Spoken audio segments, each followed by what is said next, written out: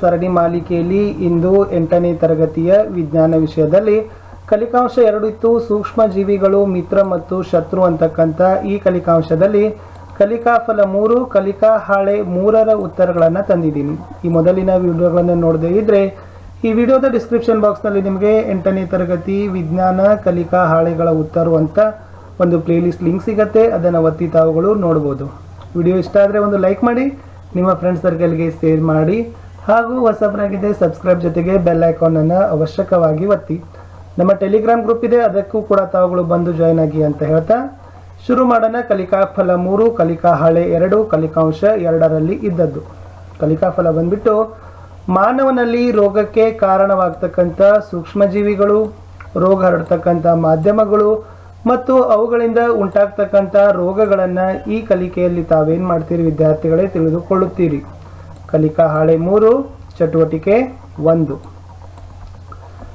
ನಿಮ್ಮ ವಿಜ್ಞಾನ ಪಠ್ಯಪುಸ್ತಕ ಭಾಗ 1ರ ಪುಟ ಸಂಖ್ಯೆ 30ರಿಂದ 33ರವರೆಗಿನ ಮಾಹಿತಿ ಓದಿ ಈ ಕೋಷ್ಟಕ ಪೂರ್ಣಗೊಳಿಸಿ. ರೋಗ ಮತ್ತು ರೋಗ ಹರಡುವ ವಿಧಾನ. 1. ರೋಗ ಹರಡುವ ವಿಧಾನ. ಹರಡತಕ್ಕಂಥ ರೋಗಗಳು ಅಂದರೆ ಗಾಳಿಯ ಮೂಲಕ ಹರಡತಕ್ಕಂಥ ರೋಗಗಳು ಯಾವುವು? ನೀರಿನ ಮೂಲಕ ಹರಡುವ ರೋಗಗಳು, ನೇರ ಸಂಪರ್ಕದ ಮೂಲಕ ಹರಡುವ ರೋಗಗಳು, ಸೊಳ್ಳೆ ಕೀಟಗಳ ಮೂಲಕ ಹರಡುವ ರೋಗಗಳು, ಆಹಾರದ ಮೂಲಕ ಹರಡತಕ್ಕಂಥ ರೋಗಗಳನ್ನು ತಾವೇನು ಮಾಡಬೇಕಾಗಿತ್ತು ವಿದ್ಯಾರ್ಥಿಗಳೇ? ಮುಂದೆ ಕೊಟ್ಟಿರ್ತಕ್ಕಂಥ ಕೋಷ್ಟಕದಲ್ಲಿ ಬರಿಬೇಕಿತ್ತು. ನೋಡುವ.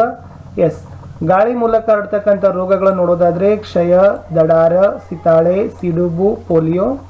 ನೀರಿನ ಮೂಲಕ ಹರಡ್ತಕ್ಕಂಥ ರೋಗಗಳು ಹೇಳೋದಾದರೆ ಪೋಲಿಯೋ, ಕಾಲರಾ, ವಿಷಮ ಶೀತ ಜ್ವರ, ಹೆಪಟೈಟಿಸ್ ಬಿ. ನೇರ ಸಂಪರ್ಕದ ಮೂಲಕ ಹರಡ್ತಕ್ಕಂಥ ರೋಗಗಳು ಸಿತಾಳೆ, ಸಿಡುಬು.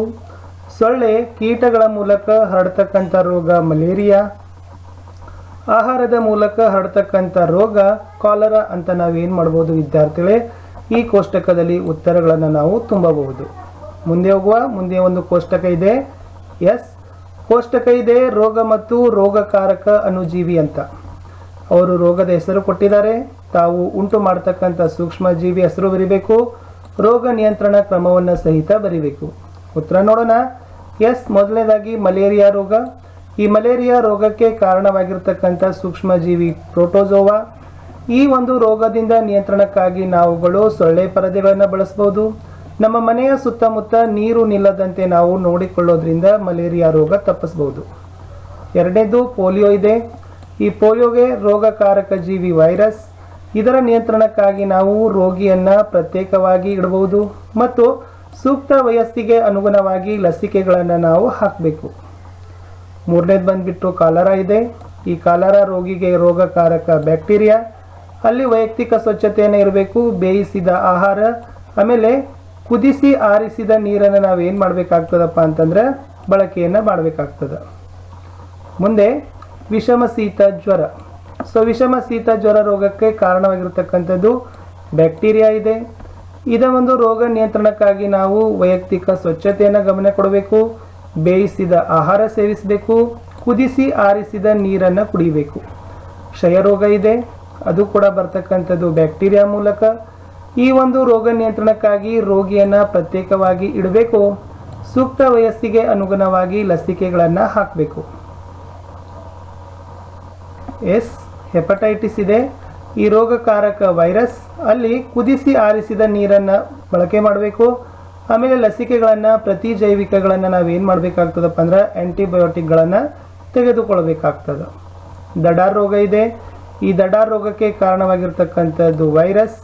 ಇದರ ಒಂದು ರೋಗ ನಿಯಂತ್ರಣಕ್ಕಾಗಿ ರೋಗಿಯನ್ನು ಪ್ರತ್ಯೇಕವಾಗಿ ಇಡಬೇಕು.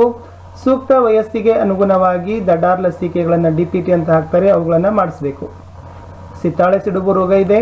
ಈ ರೋಗಕ್ಕೆ ಕಾರಣವಾಗಿರ್ತಕ್ಕಂಥದ್ದು ವೈರಸ್ ಇದೆ. ಇಲ್ಲಿನೂ ಕೂಡ ರೋಗಿಯನ್ನು ಪ್ರತ್ಯೇಕವಾಗಿ ಇಡಬೇಕು ಮತ್ತು ಸೂಕ್ತ ವಯಸ್ಸಿಗೆ ಅನುಗುಣವಾಗಿ ಲಸಿಕೆಗಳನ್ನು ಹಾಕಬೇಕು. ಮುಂದೆ ಹೋಗುವ. ಚಟುವಟಿಕೆ 2 ಏನಿದೆ ನೋಡಿ. ನಾವು ಸೀನುವಾಗ ಮೂಗು ಮತ್ತು ಬಾಯಿಯ ಮೇಲೆ ಒಂದು ಕರವಸ್ತ್ರವನ್ನು ಇಟ್ಟುಕೊಳ್ಳಬೇಕು. ಸೋಂಕಿತ ವ್ಯಕ್ತಿಗಳೊಂದಿಗೆ ಅಂತರ ಕಾಯ್ದುಕೊಳ್ಳುವುದು ಉತ್ತಮ. ಯೋಚಿಸಿ ಉತ್ತರಿಸುವಂತೆ ಏನು ಮಾಡಿದ್ದಾರೆ, ಒಂದು ಪ್ರಶ್ನೆಯನ್ನು ನಿಮಗೆ ಕೊಟ್ಟಿದ್ದಾರೆ. ಪ್ರಶ್ನೆ ಅರ್ಥ ಆಗಿದೆ ಅಂದ್ಕೊಂಡಿದ್ದೀನಿ. ನಾವು ಸೀನುವಾಗ ಮೂಗು ಮತ್ತು ಬಾಯಿಯ ಮೇಲೆ ಕರವಸ್ತ್ರವನ್ನು ಇಟ್ಟುಕೊಳ್ಳಬೇಕು. ಮತ್ತು ಸೋಂಕಿತ ವ್ಯಕ್ತಿಗಳೊಂದಿಗೆ ಅಂತರವನ್ನು ಸಹಿತ ಕಾಯ್ದುಕೊಳ್ಳಬೇಕಾಗಿರ್ತಕ್ಕಂಥದ್ದು ಉತ್ತಮ. ಏಕೆ ಉತ್ತರಿಸುವಂತೆ ಕೇಳಿದ್ದಾರೆ. ಉತ್ತರ ನೋಡೋಣ ವಿದ್ಯಾರ್ಥಿಗಳೇ. ಎಸ್, ಸಾಮಾನ್ಯ ಶೀತದಿಂದ ಬಳಲ್ತಕ್ಕಂಥ ಒಬ್ಬ ವ್ಯಕ್ತಿ ಸೀನಿದಾಗ ಸಾವಿರಾರು ವೈರಸ್ಗಳು ಏನಾಗ್ತಾವಪ್ಪ ಅಂದ್ರೆ ಸೂಕ್ಷ್ಮ ಹನಿಗಳು ಗಾಳಿಯಲ್ಲಿ ಹರಡ್ಕೊಳ್ತವೆ. ಅವು ಆ ಒಂದು ಸೂಕ್ಷ್ಮ ಹನಿಗಳು ಉಸಿರಾಟದ ಮೂಲಕ ಏನಾಗ್ತಾವಪ್ಪ ಅಂದ್ರೆ ಆರೋಗ್ಯವಂತ ವ್ಯಕ್ತಿಯ ದೇಹವನ್ನು ಪ್ರವೇಶಿಸಿ ಆತನಿಗೂ ಕೂಡ ಸೋಂಕು ರೋಗವನ್ನು ಉಂಟು ಮಾಡ್ತವೆ. ಅದಕ್ಕಾಗಿ ನಾವೇನು ಮಾಡಬೇಕಪ್ಪ ಅಂದರೆ ಸೀನುವಾಗ ಬಾಯಿ ಮತ್ತು ಮೂಗಿಗೆ ಕರವಸ್ತ್ರವನ್ನು ಇಟ್ಟುಕೊಳ್ಳೋದು ಅತಿ ಉತ್ತಮ ಅಂತ ನಾವೇನು ಮಾಡ್ಬೋದು ವಿದ್ಯಾರ್ಥಿಗಳ ಉತ್ತರವನ್ನು ಬರೀಬಹುದು. ಮುಂದೆ ಚಟುವಟಿಕೆ 3ರಲ್ಲಿ ಒಂದು ಪ್ರಶ್ನೆ ಇದೆ. ನಮ್ಮ ನೆರೆಹೊರೆಯಲ್ಲಿ ಎಲ್ಲಿಯೂ ನೀರು ಸಂಗ್ರಹವಾಗದಂತೆ ನೋಡಿಕೊಳ್ಳಿ ಎಂದು ನಿಮ್ಮ ಶಿಕ್ಷಕರು ಏಕೆ ಹೇಳುತ್ತಿರುತ್ತಾರೆ? ಯೋಚಿಸಿ ಉತ್ತರಿಸು. ಸಾಮಾನ್ಯವಾಗಿ ಏನಾಗ್ತಾವಪ್ಪ ಅಂದ್ರೆ ಸಾಂಕ್ರಾಮಿಕ ರೋಗಗಳಿಂದ ರಕ್ಷಣೆಗಾಗಿ ಎಲ್ಲ ಕಡೆನೂ ಕೂಡ ಪಂಚಾಯಿತಿಯಿಂದ ಆರೋಗ್ಯ ಕೇಂದ್ರಗಳಿಂದ ಶಿಕ್ಷಕರು ಹಾಗೂ ಏನು ಮಾಡ್ತಾರಪ್ಪ ಅಂದರೆ ತಮ್ಮ ವಿದ್ಯಾರ್ಥಿಗಳಿಗೆ ಮನವರಿಕೆಯನ್ನು ಮಾಡ್ತಾರೆ. ಏನು, ನಿಮ್ಮ ನೆರೆಹೊರೆಯಲ್ಲಿ ನೀರು ನಿಲ್ಲದಂತೆ ನೋಡಿಕೊಳ್ಳಿ ಅಂತ ಹೇಳ್ತಾರೆ. ಹಾಗೆ ಹೇಳಲಿಕ್ಕೆ ಕಾರಣ ಏನು? ಯೋಚನೆ ಮಾಡಿ ಉತ್ತರಿಸು ಅಂತ ಕೊಟ್ಟಿದ್ದಾರೆ. ಉತ್ತರ ನೋಡೋದಾದ್ರೆ ವಿದ್ಯಾರ್ಥಿಗಳೇ, ಸೊಳ್ಳೆಗಳು ನಿಂತ ನೀರಿನಲ್ಲಿ ಸಂತಾನೋತ್ಪತ್ತಿಯನ್ನ ನಡೆಸ್ತವೆ. ಇದರಿಂದ ಮಲೇರಿಯಾ ಅಂತಕ್ಕಂಥ ರೋಗಗಳು ಏನಾಗ್ತಾವಪ್ಪ ಅಂದ್ರೆ ಹರಡ್ತವೆ. ಆದ್ದರಿಂದ ನಾವು ನಮ್ಮ ನೆರೆಹೊರೆಯಲ್ಲಿ ನೀರು ನಿಲ್ಲದಂತೆ ನೋಡಿಕೊಳ್ಳಬೇಕು. ಏನು ಹೇಳ್ಬೋದು ಅಂತಂದ್ರೆ ಸೊಳ್ಳೆಗಳು ನಿಂತ ನೀರಿನಲ್ಲಿ ಸಂತಾನೋತ್ಪತ್ತಿಯನ್ನು ಮಾಡ್ತವೆ. ಸಾವಿರಾರು ಸೊಳ್ಳೆಗಳನ್ನು ಮರಿಗಳನ್ನಾಗಿ ಏನು ಮಾಡ್ತಾವಪ್ಪ ಅಂದ್ರೆ ಹುಟ್ಟಿಸ್ತವೆ. ಸೊ ಅದರಿಂದ ಏನಾಗ್ತಾವಪ್ಪ ಅಂದ್ರೆ ಮಲೇರಿಯಾ ಅಂತಕ್ಕಂಥ ಸಾಂಕ್ರಾಮಿಕ ರೋಗಗಳು ಒಬ್ಬರಿಂದ ಇನ್ನೊಬ್ಬರಿಗೆ ವೇಗವಾಗಿ ಹರಡ್ತಕ್ಕಂಥ ರೋಗಗಳು ಬರ್ತವೆ. ಇದರಿಂದ ನಾವು ಏನು ಮಾಡಬೇಕು, ನಮ್ಮ ನೆರೆಹೊರೆಯಲ್ಲಿ ಎಲ್ಲಿನೂ ಕೂಡ ನೀರನ್ನು ಏನು ಮಾಡಬೇಕು, ನಿಲ್ಲದಂತೆ ನೋಡಿಕೊಳ್ತಕ್ಕಂಥ ಜಾಗೃತಿಯನ್ನು ನಾವು ಏನು ಮಾಡಬೇಕಪ್ಪ ಅಂದರೆ ವಹಿಸಿಕೊಳ್ಳಬೇಕು. ಇಷ್ಟಿತ್ತು ವಿದ್ಯಾರ್ಥಿಗಳೇ ಈ ಒಂದು ವಿಡಿಯೋದಲ್ಲಿ. ಇವತ್ತು ಕಲಿಕಾಂಶ 2 ಕಲಿಕಾ ಹಾಳೆ 3ರಲ್ಲಿರ್ತಕ್ಕಂಥ ಪ್ರಶ್ನೆಗಳಿಗೆ ಉತ್ತರಗಳನ್ನು ನೋಡಿದ್ದೀವಿ. ಮುಂದಿನ ಭಾಗದಲ್ಲಿ ಕಲಿಕಾ ಹಾಳೆ 4ರ ಉತ್ತರಗಳೊಂದಿಗೆ ಭೇಟಿಯಾಗ್ತೀನಿ. ವಿಡಿಯೋ ವೀಕ್ಷಿಸಿದ್ದಕ್ಕಾಗಿ ಧನ್ಯವಾದಗಳು. ದಯಮಾಡಿ ವಿಡಿಯೋವನ್ನು ತಾವೊಂದು ಲೈಕ್ ಮಾಡಿ, ನಿಮ್ಮ ಫ್ರೆಂಡ್ ಸರ್ಕಲ್ಗೆ ಶೇರ್ ಮಾಡಿ, ಹಾಗೂ ಹೊಸಬರಾಗಿದ್ದರೆ ತಾವು ಸಬ್ಸ್ಕ್ರೈಬ್ ಜೊತೆಗೆ ಬೆಲ್ ಐಕಾನನ್ನು ಒತ್ತಬೇಕು.